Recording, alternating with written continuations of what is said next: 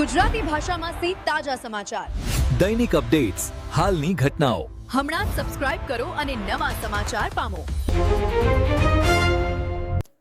વાવથરા જિલ્લા પંચાયતના પ્રમુખ તરીકે રત્નીબેન પરમાર અને ઉપપ્રમુખ તરીકે જગદીશભાઈ ચૌધરીની વરણી સરહદી પંથકમાં ઉત્સાહની લહેર.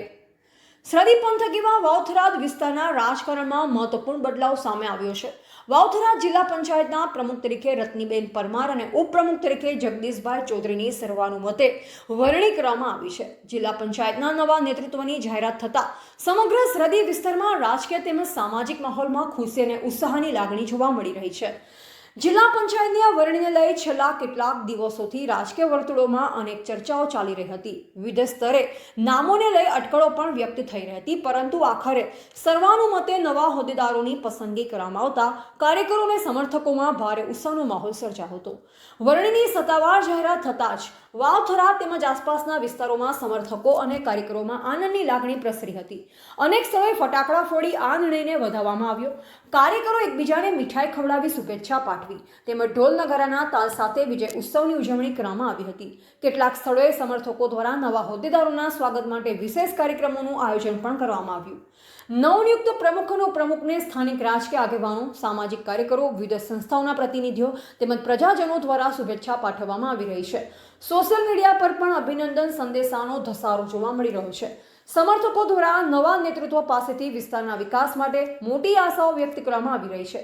સ્થાનિક લોકોનું માનવું છે કે વાવથરા જેવા સરહદી વિસ્તારમાં વિકાસના અનેક પ્રશ્નો આજે પણ મહત્વના છે. ખાસ કરી રસ્તા, પાણી, આરોગ્ય, શિક્ષણ, ગ્રામ વિકાસ અને પ્રાથમિક સુવિધાઓ સંબંધિત અનેક મુદ્દાઓ પર વધુ ધ્યાન આપવાની જરૂરિયાત છે. નવા હોદ્દેદારો પોતાના કાર્યકાળ દરમિયાન આવા પ્રશ્નના નિરાકરણ માટે અસરકારક કામગીરી કરશે તેવી લોકોમાં આશા વ્યક્ત થઈ રહી છે. જિલ્લા પંચાયત વિસ્તારના વિકાસમાં મહત્વપૂર્ણ ભૂમિકા ભજવતી સંસ્થા હોવાથી નવા નેતૃત્વ સામે લોકોની અપેક્ષાઓ પણ વધી છે. સરહદી વિસ્તારના ગામોમાં વિકાસના નવા આયામો સ્થાપિત થાય અને લોકોના પ્રશ્નોના ઝડપી ઉકેલ આવે તે દિશામાં હવે સૌની નજર નવા નેતૃત્વ પર કેન્દ્રિત થઈ છે. વાવથરા જિલ્લા પંચાયતના નવનિયુક્ત પ્રમુખ શ્રી રત્નીબેન પરમાર અને ઉપપ્રમુખ શ્રી જગદીશભાઈ ચૌધરીને તેમના આગામી સફળ અને ઉજ્જવળ કાર્યકાળ માટે સર્વત્રી શુભેચ્છા અને અભિનંદન પાઠવવામાં આવી રહ્યા છે. અહેવાલ રાણાભાઈ પારેગી, વાવથરા. મારું નામ રત્નીબેન અચનભાઈ પરમાર, જિલ્લા પંચાયત મલુપર સીટ 17.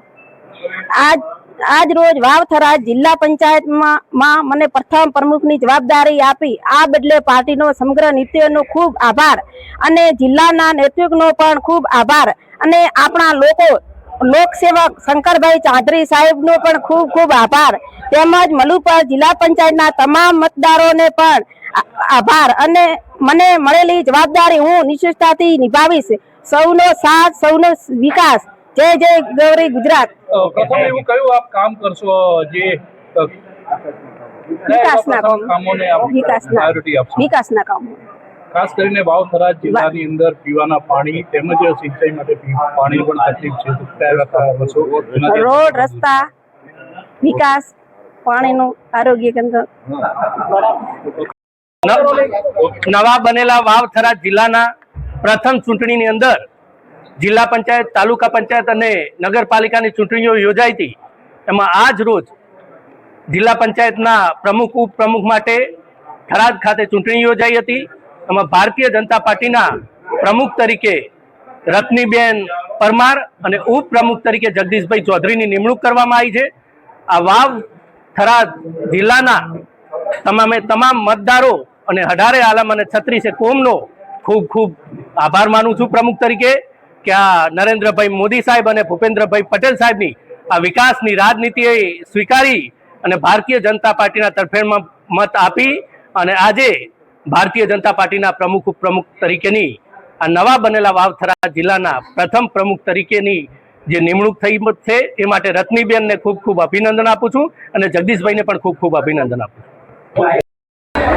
જિલ્લા પંચાયત પ્રથમ વખત ચૂંટણી આવી છે અને એ ચૂંટણીની અંદર વાવથરા જિલ્લાની જનતાનો ખૂબ ખૂબ આભાર માનું છું કે પ્રથમ વાર જ્યારે જિલ્લા પંચાયત બની છે ત્યારે ભારતીય જનતા પાર્ટીને જંગી બહુમતીથી જીતાડીને જિલ્લા પંચાયત બનાવી એ બદલ ભારતીય જનતા પાર્ટીના તમામ આગેવાનો અહીંયા અમારા જિલ્લા વાવથરાજના અધ્યક્ષ મહોદય ડૉક્ટર નરેશજી ઠાકોર, ત્રણેય મહામંત્રીશ્રીઓ, આ વિસ્તારના લોકપ્રિય ધારાસભ્ય અને ગુજરાત વિધાનસભાના અધ્યક્ષ શંકરભાઈ ચૌધરી સાહેબની જે મહેનતથી આ જિલ્લો અલગ પડ્યો અને એ પ્રથમ વખત ચૂંટણી આવી, એની અંદર મારો સમાજ પણ દલિત સમાજે ખૂબ વોટ આપી અને જિલ્લા પંચાયત બનાવી.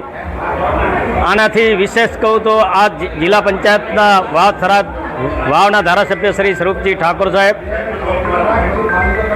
ગુજરાતના મુખ્યમંત્રી ભૂપેન્દ્રભાઈ પટેલ સાહેબ અને દેશના યશસ્વી વડાપ્રધાન નરેન્દ્રભાઈ મોદી સાહેબની જે પ્રેરણાથી આ જિલ્લાની અંદર ખૂબ જનતાએ બહુમતી આપી છે. અમારા પ્રદેશ અધ્યક્ષ મહોદય જગદીશભાઈ વિશ્વકર્માના માર્ગદર્શન હેઠળ આ જિલ્લા પંચાયત બની છે.